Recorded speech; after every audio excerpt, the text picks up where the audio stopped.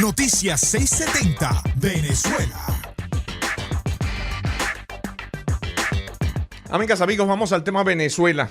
Bueno, una de las informaciones de la jornada tiene que ver con el titular de la ex rectora del Consejo Nacional Electoral, Tibisay Lucena, militante, socialista, cercana al régimen de Hugo Chávez. Fue ampliamente criticada por su labor al frente del ente electoral en Venezuela. Se hizo famosa porque siempre daba los números bien tarde en la noche o en la madrugada, sí, y siempre decía que ya todo estaba listo. Ya ellos tenían los números contabilizados y tenían los resultados previos a el boletín electoral. Pero bueno, vamos a hacer contacto a esta hora con José Antonio Colina, presidente de la Organización Venezolanos Perseguidos Políticos en el Exilio, BPEX. Colina, gracias por estar con nosotros. Muy buenos días, gracias a ustedes por la oportunidad de tener este contacto y hablar pues sobre estos temas tan interesantes para la comunidad venezolana y para las personas que están pendientes de la situación política de Venezuela. Colina, ¿cómo piensas que va a ser recordada Tibisay Lucena? Porque cuando estuvo frente al Consejo Nacional Electoral fue mucho el daño que le dejó al país. Bueno, va a ser recordada como se merece, ¿no? Como una persona pues que traicionó a los venezolanos por favorecer a una revolución. De hecho, el día de ayer cuando se supo, pues cuando Delcy Rodríguez anunció por su cuenta de Twitter que esta señora había fallecido, pues la reacción de los venezolanos fue básicamente de alegría. En las redes sociales fue de alegría y eso te demuestra cómo realmente el venezolano percibe el gran daño que le hizo Tibisay Lucena al pueblo venezolano al frente del Consejo Nacional Electoral durante 14 años, porque básicamente estuvo ahí, si mal no recuerdo, de 2016 al 2020, y ella dirigió o estuvo al frente de una cantidad de procesos electorales, entre ellos 2 de Capriles contra Chávez, después contra Maduro, referéndums, también elecciones a la Asamblea Nacional Constituyente, elecciones a la Asamblea, elecciones a gobernadores, donde siempre, aun cuando el descontento de los venezolanos mostraba que los resultados iban a ser diferentes, siempre se caracterizó por favorecer al régimen y, como bien lo dijiste, por dar los resultados en horas de la madrugada y con una tendencia irreversible. Entonces, ese daño que le hizo a los venezolanos, manteniendo a la revolución allí con procesos electorales mañosos, truculentos, tramposos, es básicamente lo que ha hecho pues que hoy en día todo el mundo se alegre, o casi todo el mundo se alegre, de que haya muerto a los 63 años producto por una enfermedad terminal.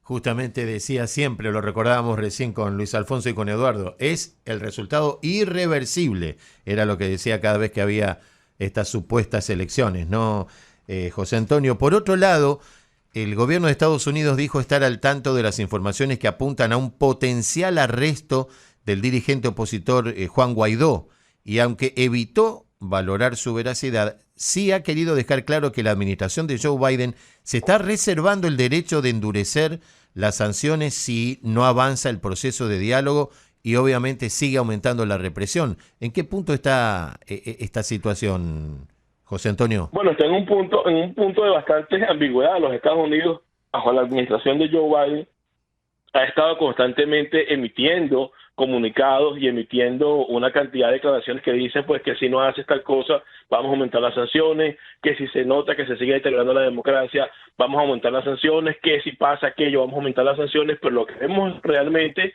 es que las sanciones, lejos de ir aumentando, lo que han ido es aliviándose o disminuyendo.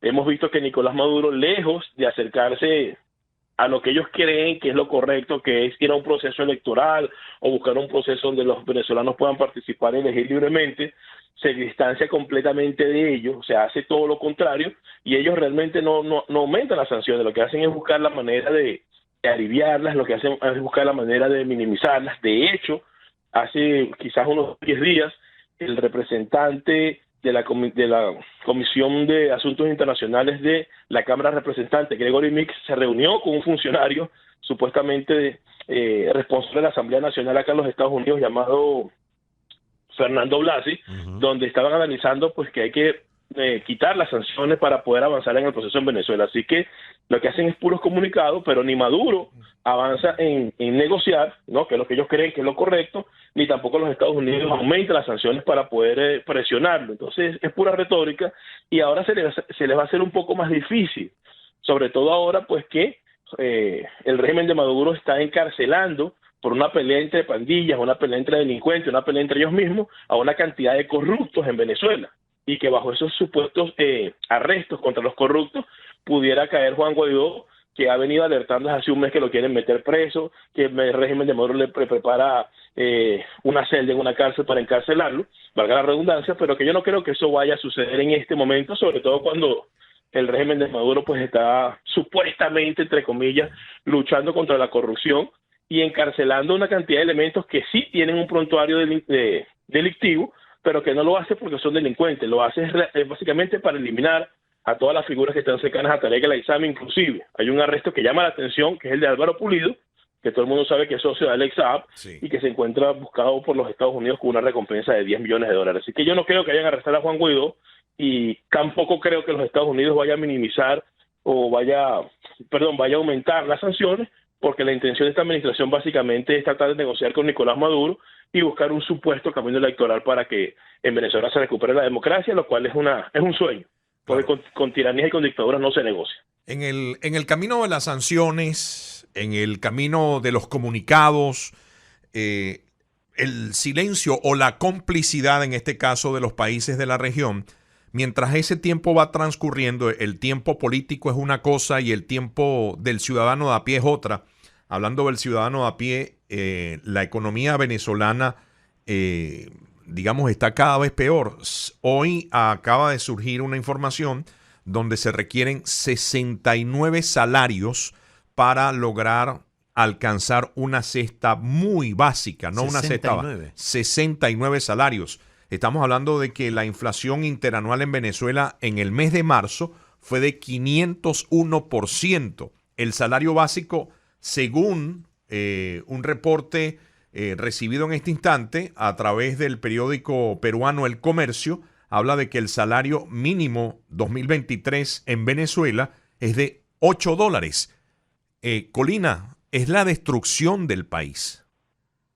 No, sin duda, es la destrucción del país, porque en estos últimos 20 años de esa revolución nefasta y maligna, todo el que ha llegado allí lo que ha hecho es llegar a robar. El dinero de los venezolanos se lo han básicamente dilapidado y se lo han robado en diferentes escalas y con excentricidades y comportamientos como lo hacen los mismos imperios o los mismos esquemas delincuenciales de la droga. Entonces, por supuesto que el país tiene que tener una inflación elevada, por supuesto que la gente necesita dinero para poder vivir con una inflación que aumente el 500%, porque todo el dinero se lo han robado.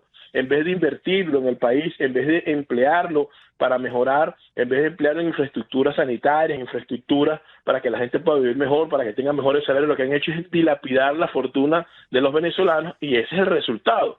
Entonces, ahora que no vengan con el cuento de que el país está así por las sanciones, que el país está así por la crisis mundial. No, el país está así porque tiene 20 años siendo saqueado sistemáticamente por una cuerda de ladrones que lo que hacen es llegar al poder simplemente para enriquecerse, unos para vivir dentro de Venezuela y otros para después huir hacia el extranjero, y el resultado lo estamos pagando los venezolanos, pues quienes realmente pues nos están viviendo en condiciones económicas deplorables, y que fuera mucho peor si no existieran 7 millones de venezolanos fuera del país que mandan remesas hacia Venezuela y pueden mantener a su familiar. Así que el resultado de lo que está viviendo el país es claramente el reflejo de la ineficiencia y de la delincuencia del régimen que impera en Venezuela. Colina, gracias por compartir este tiempo con nosotros.